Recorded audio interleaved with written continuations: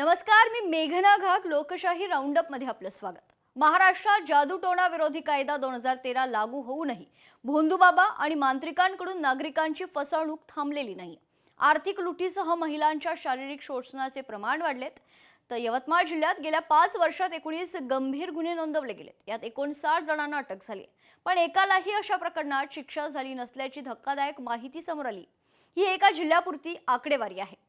अशी कितीतरी प्रकरणं संपूर्ण राज्यात घडली असतील आणि भोंदूगिरी करणारे महाराज मोकाट फिरत असतील, या संदर्भातील हा खास रिपोर्ट.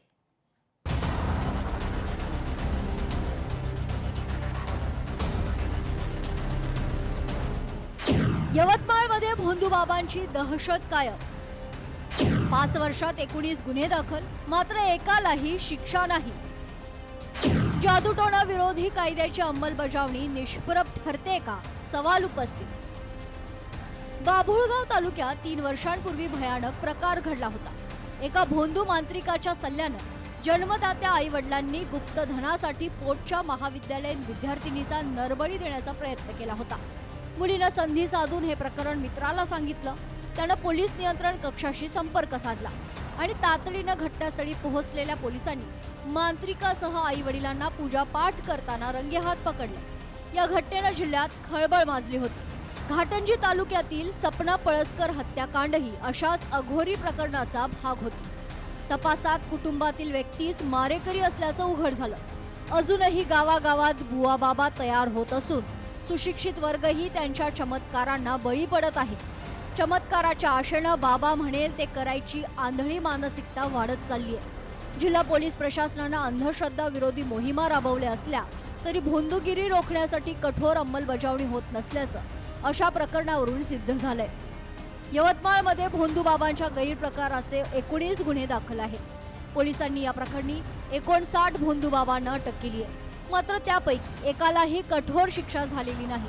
त्यामुळे फसवणूक, महिलांचं शोषण आणि अंधश्रद्धेच्या नावाखाली गंभीर प्रकार सुरू असल्याचं चित्र आहे. लहान मुलींवरील अत्याचारांच्या घटनांमुळे चिंता वाढली असून सरकारनं मकोकासारखी कडक कारवाई करून या प्रकारांना आळा घालावा, अशी मागणी सामाजिक कार्यकर्त्यांनी केली आहे. यवतमाळ जिल्ह्यात आजपर्यंत 19 प्रकारचे या भोंदूबाबांवर गुन्हे दाखल झाले आणि 59 पेक्षा अधिक गुन्हेगारांवर याचे गुन्हे दाखल झालेले आहे. याच्यावर कुठेतरी मोकासारखा एक चांगला कठोर कायदा आणून या जेवढे भोंदूबाबा आहे व या भोंदूबाबाला सहकार्य करणारे जे काही पांढरपेशी लोक जे आहे, या धर्माच्या नावावर जे लोकांना सर्वसामान्य फसवत आहे, त्यांना कुठेतरी तुम्ही निर्बंध घालायला पाहिजे, अन्यथा तो दिवस दूर नाही आहे. महाराष्ट्रात भोंदूबाबा अशोक खरात प्रकरण गाजत असताना ग्रामीण भागातही भोंदूगिरीचे रॅकेट उघडकीस येत आहे. नरबळी मारहाणीच्या घटनांमुळे नागरिकांमध्ये भीतीचं वातावरण निर्माण झालंय.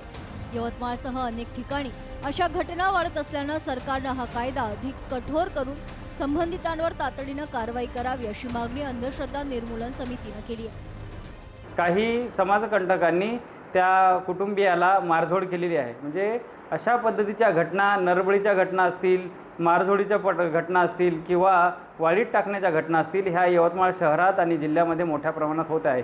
अशा वेळेस शासनाला मी या ठिकाणी विनंती करेल की हा कायदा अधिक कठोर करून जास्तीत जास्त त्या ताब्यात घेऊन त्यांना शिक्षा व्हावी.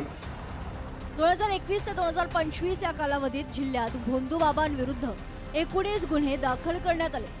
यातील 59 आरोपींविरुद्ध न्यायालयात दोषारोप पत्र दाखल करण्यात आले. ज्या भागात अशा घटना घडतात त्या ठिकाणी पोलिसांकडून वेळोवेळी कारवाई केली जाते. नागरिकांनी अन्यायाच्या घटनांची तात्काळ माहिती पोलिसांना द्यावी, असं आवाहन पोलिसांनी केलंय. ज्या भागात असे प्रकार चालतात, भोंदूबाबाच्या नावाखाली कुठे फसवणूक केली जाते, त्याचे वेळोवेळी दखल घेऊन पोलीस विभाग हा कारवाई करत असतो. तसेच सामान्य जनतेला सुद्धा आवाहन करण्यात येते की आपल्या अवतीभोवती जर असे भोंदूबाबा कुठे आढळून आल्यास त्या लोकांची योग्य ती माहिती तात्काळ पोलीस विभागाला कळवावी. यवतमाळ जिल्ह्यात अंधश्रद्धा आणि भोंदूगिरीचा विळखा अजूनही कायम आहे. कायदा अस्तित्वात असतानाही फसवणूक आणि शोषणाच्या घटना थांबलेल्या नाहीत. 59 आरोपींना अटक करण्यात आली, मात्र अद्याप एकाही प्रकरणात शिक्षा झालेली नाही. त्यामुळे कायद्याची कठोर अंमलबजावणी आणि व्यापक जनजागृती हाच एकमेव प्रभावी उपाय ठरू शकतो. संजय राठोड, लोकशाही मराठी, यवतमाळ.